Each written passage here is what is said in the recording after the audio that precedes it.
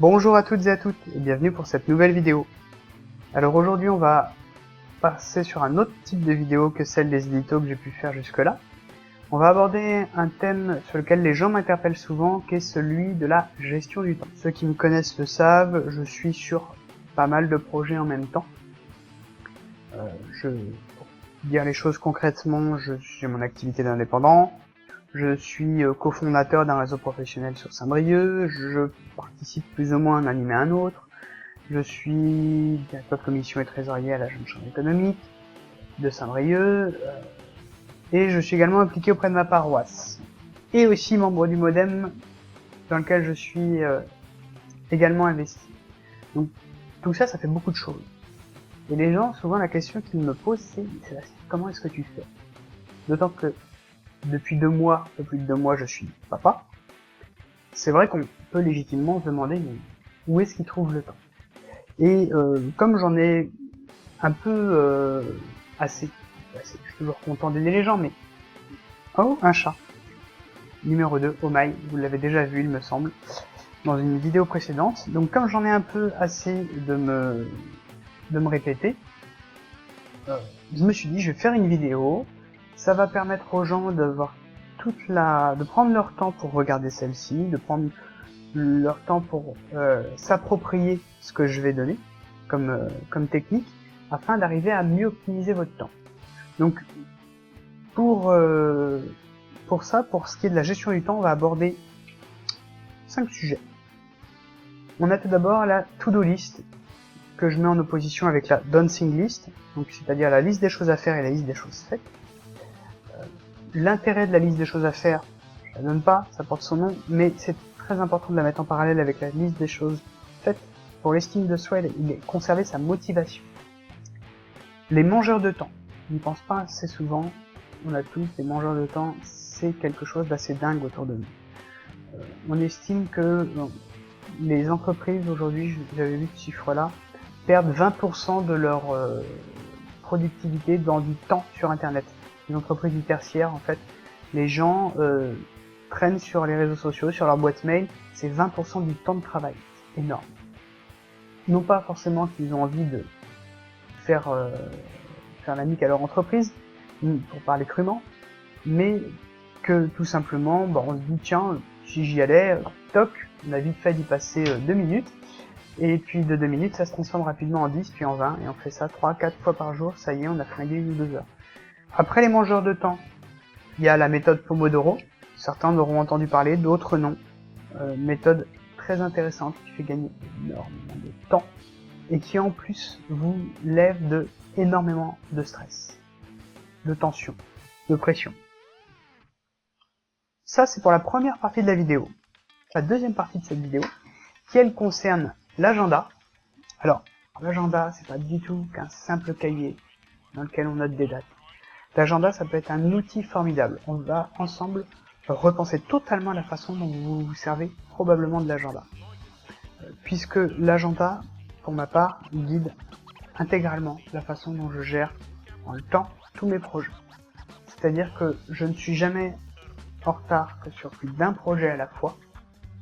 Et quand bien même je serai en retard sur un projet, ce retard ou cette pression ou cette précipitation même que je peux avoir n'impactera pas du tout les autres projets. Parce qu'il y a une façon de se servir de l'agenda pour ça.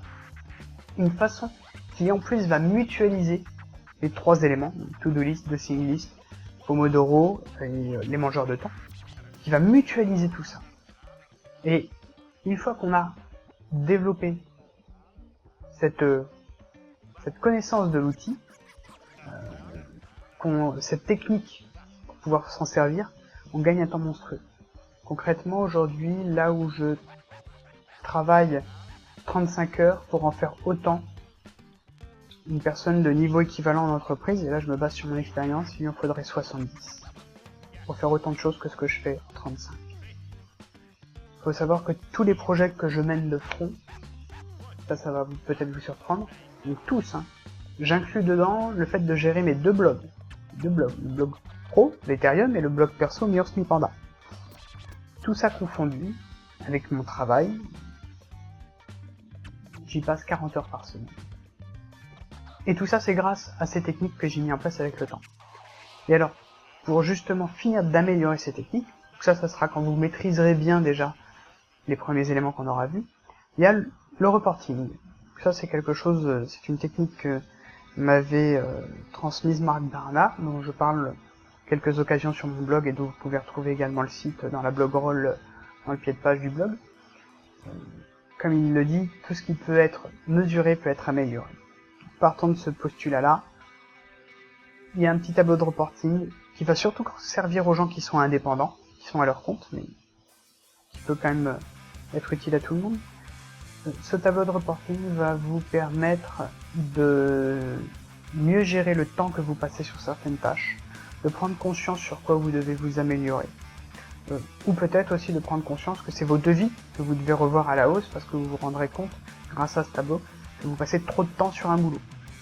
Voilà. Alors pour rentrer dans le vif du sujet maintenant, la to-do list. La to-do list, c'est quelque chose de tout bête, c'est de faire une liste des choses à se faire. D'ores et déjà, payez-vous un agenda dans lequel vous allez faire une to-do list. Alors, je prends l'agenda en question. Agenda, tout ce qu'il y a de plus bateau, en papier. Si vous êtes à l'aise avec l'outil numérique, prenez l'outil numérique. Donc, la to-do list, c'est que sur vos journées, pour commencer, vous allez écrire, juste sur chaque journée, vous écrivez votre liste des tâches. Vous savez que dans la journée, vous avez ça à faire. Apprenez à maîtriser ça. Il faut que vous vous donniez des objectifs. Il ne s'agit pas de savoir combien d'heures vous allez travailler par jour, mais combien de choses vous allez faire. Est-ce que vous allez réussir à faire tout ce que vous vous êtes donné à faire? C'est très important parce que déjà là, vous allez commencer à mieux appréhender le temps que vous passez à faire les choses. Et de mieux appréhender le temps que vous passez à faire les choses va vous permettre de mieux maîtriser les étapes suivantes.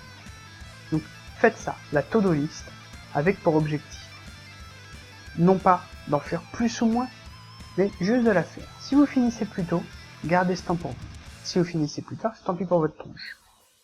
Tenez-vous-en à ça. Au cours de la journée, on peut avoir des imprévus. Et c'est en parallèle que je mets ce que j'appelle la dancing list, la liste des choses faites. Très important. Si votre journée... Aïe, le chat a dégagé. Si votre journée rencontre des imprévus, un client vous appelle, on vous rappelle que vous avez oublié de faire quelque chose, donc vous devez prendre 1 heure pour changer de tâche, peu importe. Tout ce que vous avez fait dans la journée, vous le notez. Donc au fur et à mesure que vous allez avancer dans votre to-do list, vous allez aussi rajouter les choses qui n'étaient pas prévues que vous avez faites. À la fin de la journée, vous allez lire cette liste et vous allez vous rendre compte que vous avez bossé. Souvent, on a cette impression de se dire bon bah j'ai avancé, mais finalement qu'est-ce que j'ai fait aujourd'hui? On a cette impression d'avoir finalement brassé de l'air sans avoir conscience précisément de ce qu'on a fait. D'utiliser cette technique-là va vous permettre d'améliorer l'estime que vous avez de vous. Tout le monde travaille bien, enfin tout le monde. Tout le monde a une volonté de bien faire. La grande majorité des gens, j'ose l'espérer, peut-être naïvement. Et c'est sur cette volonté de bien faire qu'on va se baser. Si à la fin de la journée vous vous rendez compte que oui, bah vous avez donné de votre personne. À la fin de la journée, vous regardez votre agenda et vous vous dites bon, c'est chouette, aujourd'hui j'ai bien travaillé, je peux dormir tranquille. C'est super. Ça va être encourageant pour vous. Parce que, comme ça va être encourageant, vous allez avoir envie de mieux faire, de jour en jour, de semaine en semaine. Et puis petit à petit d'améliorer votre agenda. Parce que vous allez mieux gérer votre temps et vous allez savoir que pour tel type de tâche, il va vous falloir 1 heure. Pour tel type de tâche, il va vous falloir une demi-heure, un quart d'heure. Aujourd'hui, moi j'en suis à la demi-heure près. Je pourrais encore descendre, mais je me focalise sur la demi-heure dans mon système de fonctionnement.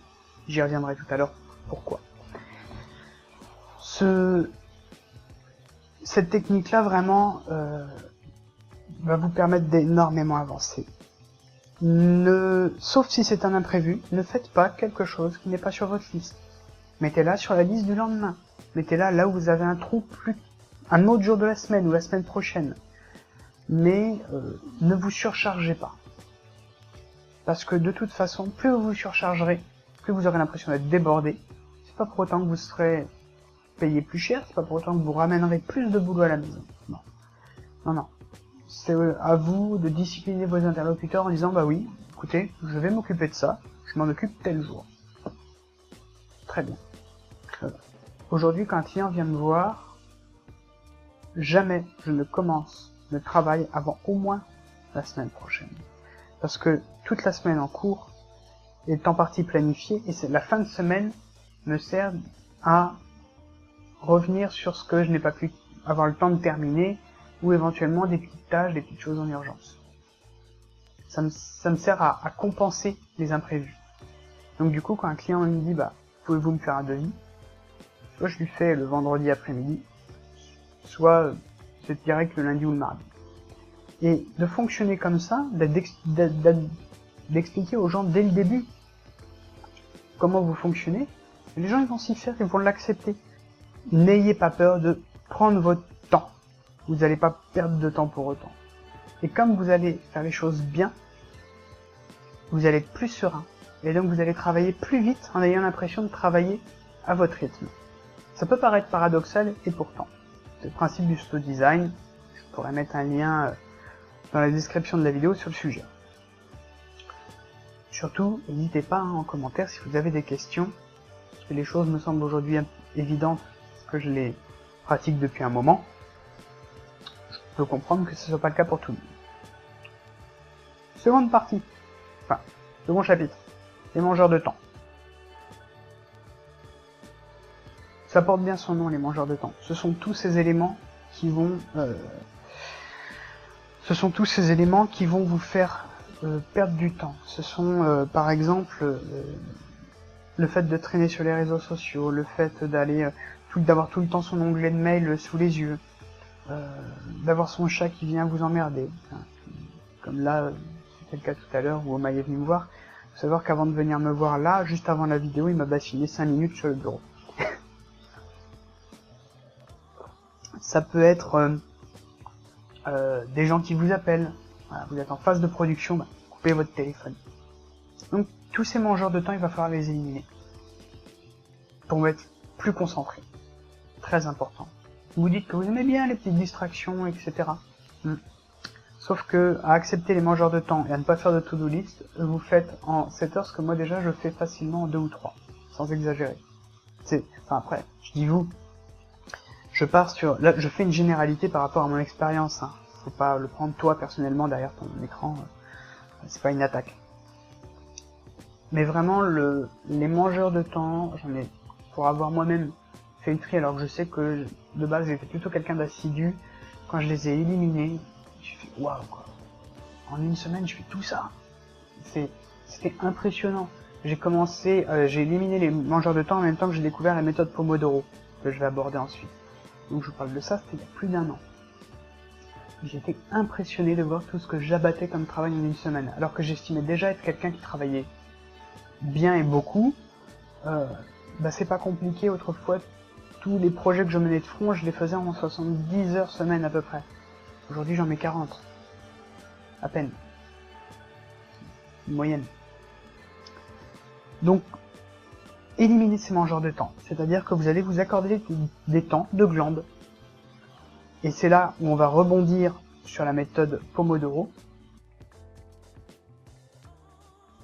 qui va donc être le 3e chapitre. La méthode Pomodoro, c'est justement de découper ces tâches en des sessions d'1 demi-heure.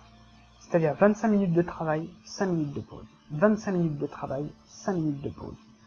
Et toutes les 3-4 sessions, après 25 minutes de travail, au lieu d'en faire 5 de pause, vous en ferez 25. Et donc pendant toutes ces pauses, de 5, 5, 5 et 25 minutes, vous faites ce que vous voulez.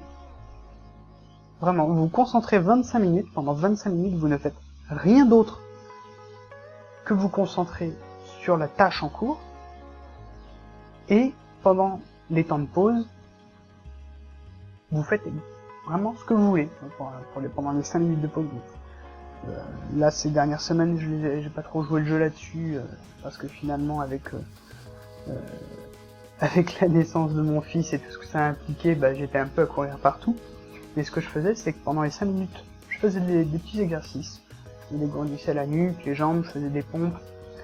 Et pendant les 25, j'allais me servir un café, je me rendais sur les réseaux sociaux, j'allais voir mes mails, chose que je faisais aussi parfois sur les 5. Bref, ces minutes-là, elles vous appartiennent. Donc, quand vous allez travailler, vous allez considérer que c'est du travail sur une demi-heure, dont 5 minutes de pause. Mais incluez-les dans votre demi-heure. C'est parce qu'au final, sur une heure, ça veut dire que vous allez faire 10 minutes de pause, mais vous allez avoir une heure qui est tellement concentrée, tellement condensée en matière d'effort cérébral, que vous allez faire plus de travail que si vous aviez pris votre temps sur 2 heures en papillonnant de temps en temps à droite à gauche. Réellement. Il y a quelqu'un qui avait mesuré justement sur une entreprise combien de temps la méthode Pomodoro avait fait gagner. C'est un Américain, il avait mesuré que ça avait multiplié par 3,5 la productivité. Les gens passaient 3,5 fois moins de temps à faire leur travail. C'est impressionnant. Ça veut dire qu'en une semaine de travail, ils en faisaient 3,5. Voilà. Ça vaut ce que ça vaut. Je pense que là, ils ont dû pousser vraiment la méthode à leur paroxysme.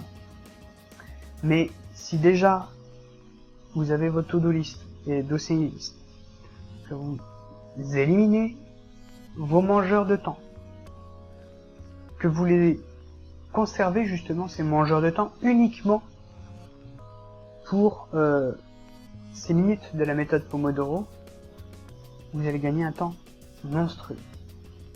Donc la méthode Pomodoro, en fait, pour en parler plus en détail, c'est ce qu'on appelle la méthode de la tomate. En fait, tomate en italien ça se dit Pomodoro, il y a un Pomodoro, des Pomodori. C'est par rapport en fait aux tomates de cuisine, les petits minuteurs qui ressemblent à des tomates.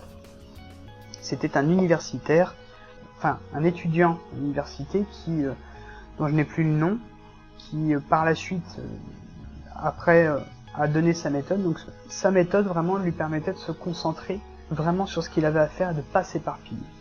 Et donc pour ma part, ce que je fais, je vais vous montrer. Je vous montre un petit peu en même temps comment je gère mon agenda. Ça c'est la semaine en cours. Voilà.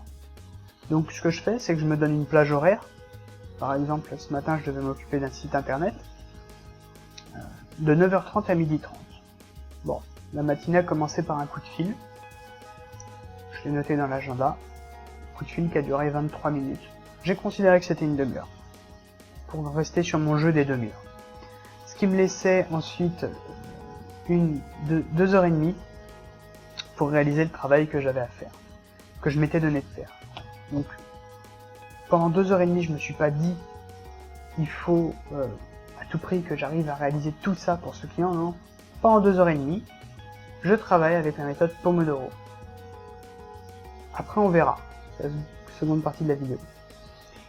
Et de fonctionner comme ça, par ces périodes de travail, distraction, travail, distraction, fait que les 25 minutes vont être énormément mises à profit.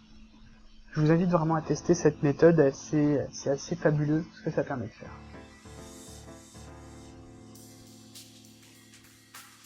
De nouveau un chat. Donc, cette première partie de la vidéo est terminée. Ce que je vous invite maintenant à faire, bien évidemment, si ça vous avez trouvé ça intéressant, c'est de vous intéresser à la seconde partie, dans laquelle on va aborder cet outil-là, concrètement. À tout à l'heure.